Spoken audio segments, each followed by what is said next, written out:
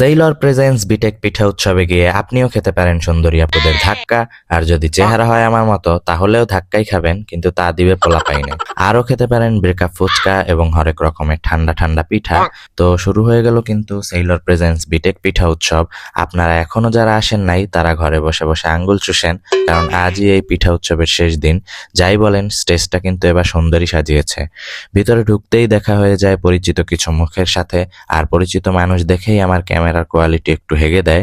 এসবের মাঝেই সবাই জিজ্ঞেস করতে লাগে মুনানের বুকে কার নাম লেখা। উত্তরে আমি বলি আমার নাম আমি নিজেই লেখা ঘুরি, কারণ আমাকে মানুষ চেনে না। দুঃখের কথা আর কি বলবো। এরপরে আসে খাওয়া দাওয়ার পর্ব, যেখানে ফুচকার টক নিয়ে একটা ব্যাড রিভিউ দিয়েই দেবো করে, কিন্তু মুখে দিয়ে দেখলাম দেখতে ভয় জামার্কা হলেও টেস্টটা একদমই খারাপ না। কিন্তু ফুচকাওয়ালা আপু এতগুলো মরিচ দিয়ে কোন জন্মের বদলা নিছে তা সেই জানে। আর এক বান্দির পুত বাইসা বাইসা আরো মরিচ একটার ভিতরেই ঢুকাইতেছিল, যেন